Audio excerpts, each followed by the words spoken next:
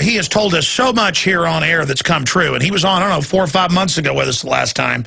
And he said, you know, I've told you for years the Iran attack wasn't coming. Now it's coming in the next year.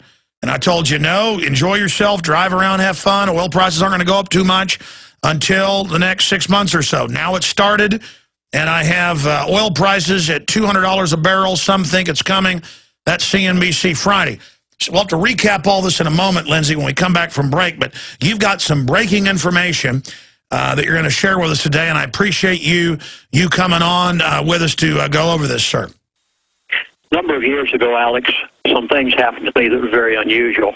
Your listeners will never believe what I'm going to say today unless you give me just a brief moment. I was a pastor of a church for 12 years. I was asked and invited to be the chaplain of the elite of the world, and I lived with them for 3 years' time on the Trans-Alaska Oil Pipeline. For 35 years, I've kept in touch with some of these individuals. One of them died last year, so now you know that I really did know him. He was 87 years of age. Now, just recently, my present individual, who is in his 70s, he has children and a wife, a family. He's very concerned. I have never seen the like. This man has come out in the open. We've had numerous conversations lately. Every few days, he has told me the following. Please have a pencil and paper. You're going to want to write down some facts today. He said, when the financial collapse will take place. Now, I'm going to also tell you when it's not going to take place. Number two, he said, why Mr. Obama may not be reelected. Did you catch that? I said, may not be reelected. You'll be startled. Keystone Pipeline, it fits into all of this, and it's so vitally important. And folks, please, he has told me what currency you must get into immediately. So all of these things I'll try to cover as fast as I can today. Now, Alex, the first thing I'm going to have to say is you have a lot of new listeners out there. I've never been on your Sunday show before. You'll have to verify some of this. I'm going to use the words, I told you so. Last October, November, December, you allowed me the privilege of being on your show.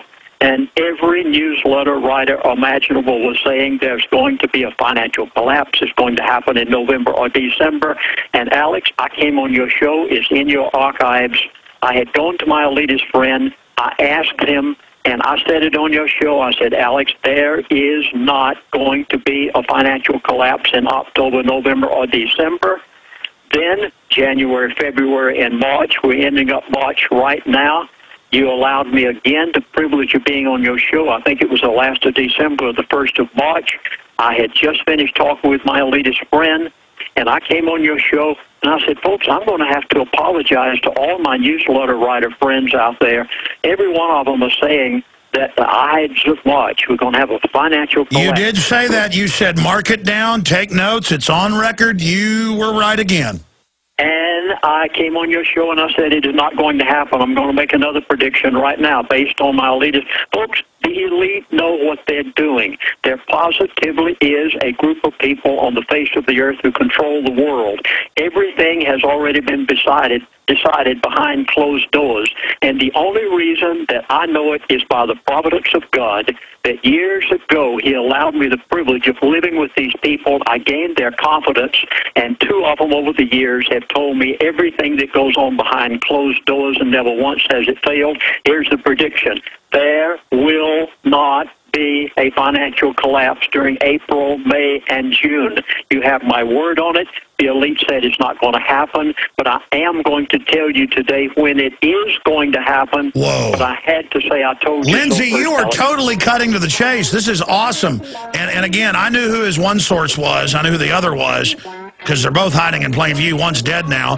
Lindsey Williams years ago, was covering all this, and our good friend Dr. Monteith, being the journalist he is, still called the guy and was like, how do you know my name? Yeah, I'd one telling him that. Don't say my name. And that fella died of cancer. I know who the other Mr. X is.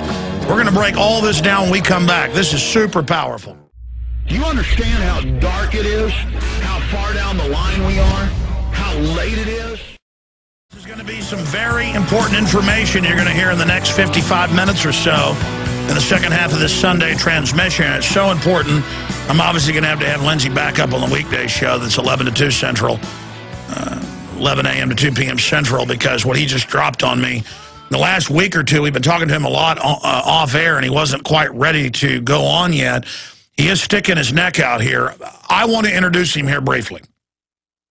30 years ago, he wrote The Energy Non-Crisis that was a bestseller over the next 2 decades in the aggregate. He had worked as the chaplain on the Trans-Alaska Pipeline on the big drilling rigs for 3.5 years. This happens commonly that the elite will bring in a pastor, generally to be a liaison. In fact, most big boards have that in the field, to the roughnecks. He got picked. So he was in their elite compound with the swimming pools and all the rest of it, but out in the field, staying in the tents with them. And he got to know 2 big, one a CEO, one a head of operations for a 2 major oil companies.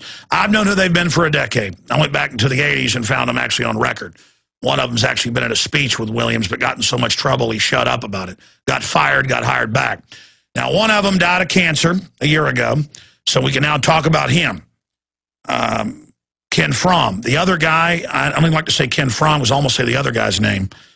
Mr. X, we'll call him, is 80-something years old, still alive, retired former CEO of one of the big 5 oil companies.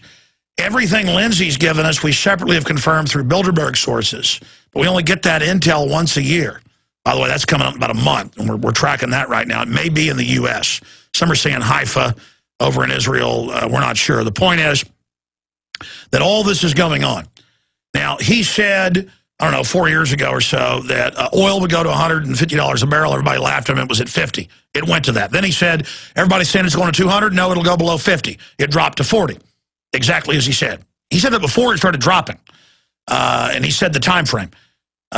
His elitist sources have been right about 95% of the time. Now, they said 2 years ago, won't be an Iran attack. 6 months ago, they said now one is on the front burner in the next year. They said no economic collapse last year, as a lot of folks were saying. But Lindsey has these sources, and I know who the one source is. Now, we only got about 5 minutes left in this segment. We're going to come back and cover it all here. But this is a big deal. It also ties into the Keystone Pipeline that Obama killed. So Warren Buffett could make money shipping the oil to the West Coast, then to China, onto the big oil tankers. He'll make billions a year off that. Even Bloomberg reported that. In fact, guys, put in the term for viewers that are watching at prisonplanet.tv. Radio listeners can just search this, but I want to show it to people. Buffett stands to gain from Keystone being shut down. And then Bloomberg. I'm going to show him that from a few months ago. Obama has the nerve, when that heat got to him on gas prices going up, to come out and say, well, I'm going to allow the southern leg to be built. That's already built. He killed the middle leg. That's deception. That's deception. Okay, Lindsey, recap what's coming up, the bombshells you're about to drop, and then we're going to come back and get into them, because you just told me some incredible stuff that your elites have told you. Go ahead. Please, everyone in the listening audience, I beg of you to listen to my concerned elitist friend, who is now up with a grown family. He's very concerned about America. And may I say, we must take immediate action. America, as we know it today, is doomed. You have a time frame right now. You have a window of opportunity right this minute that is you're going to find it amazing. Okay, Alex, what do you want me to cover first? You want me to cover the financial collapse? You want me to cover the Obama and the pipeline, or the currency? We got 3 subjects here. Whether I can get them all in today or not, I don't know. Well, just recap that you're elitist friend. You're not talking to him once a month now. You're not just by email. You're on the phone with him, and he's freaked out. Start wherever you think it's most important. I have made the statement, as was given to be by Mr. Fromm a long time before he ever passed away, that by the end of 2012, the dollar would be dead. And you need to understand this in order to understand. You said that 3 years ago. I'm just backing you up. You said that 3 years ago. Go ahead. Yes, and it will be. Now, let me show you what's happening, just in case you picked it up. First of all, don't pay any attention to the New York stock market. It means nothing. It is not an indicator of anything.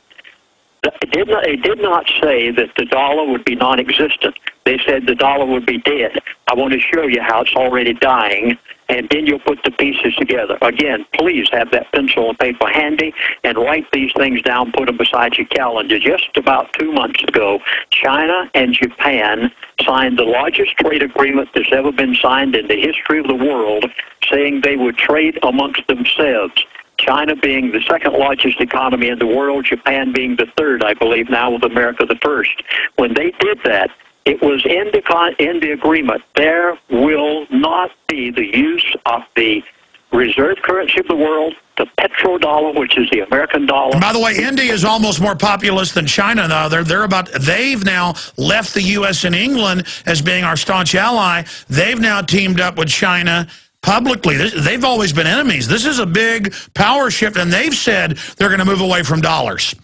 No American dollar. That was the first nail that was hammered into the coffin of the American dollar as the reserve currency of the world. Then Iran, we put sanctions on them. The European Union came along and said no European Union country can buy any oil from Iran after June the 1st. The United States of America said you cannot use the American dollar to buy, sell, or trade oil with Iran. And then the United Nations came along and put on more sanctions. Iran was in a mess. They're the third largest supplier of oil on the face of the earth. 3.5 million barrels of oil every 24 hours. Iran needed to sell their oil. India needs oil. India stepped up and said, Iran, we will buy 1 million barrels of oil from you every 24 hours. But Iran says we can't sell it and use the American dollar. Oh, my goodness, folks, we shot ourselves in the foot as the United States of America. I can't believe our stupid State Department. India came along and said, Iran, we want that million barrels of oil every 24 hours, and we will pay you in gold. Can you imagine not getting funny money paper or Federal Reserve notes? This is what's scaring me. Their top advisor, top globalist, John Corzine, publicly lied to Congress and is now being caught stealing money, and he's one of the top guys. It shows they're just a bunch of crooks behind a curtain. It's scary. Do you see it, folks? China and Japan, largest trade agreement on the face of the earth ever signed.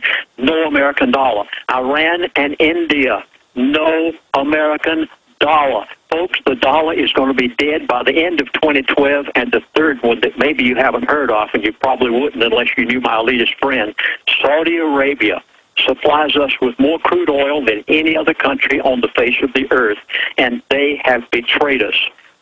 They came along and said, okay, China, you need oil.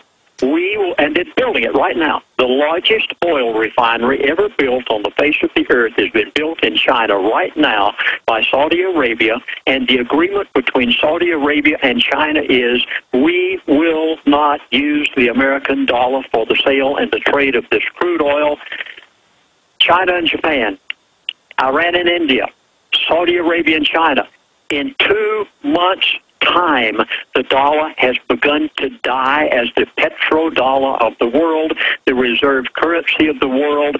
Now we're coming down to a collapse of the American dollar that is going to be utterly appalling. I have said it. I've been told by my elitist friend, it will not happen yet. And there's a reason why. It's more important that you know the reason why the elite have not allowed the dollar to collapse yet. It's more important than knowing that it's going to collapse or even knowing the date that it's going to collapse. Why are they not allowed? It should have collapsed at the end of the Bush administration, and they came along with QE1 and QE2. Then they didn't allow it to collapse again this past year, and it should have in October, November, or December. No, it should have. I had a lot of folks that we have on who really thought it was going to happen because they were saying QE3, but they didn't. Now they're saying it is coming.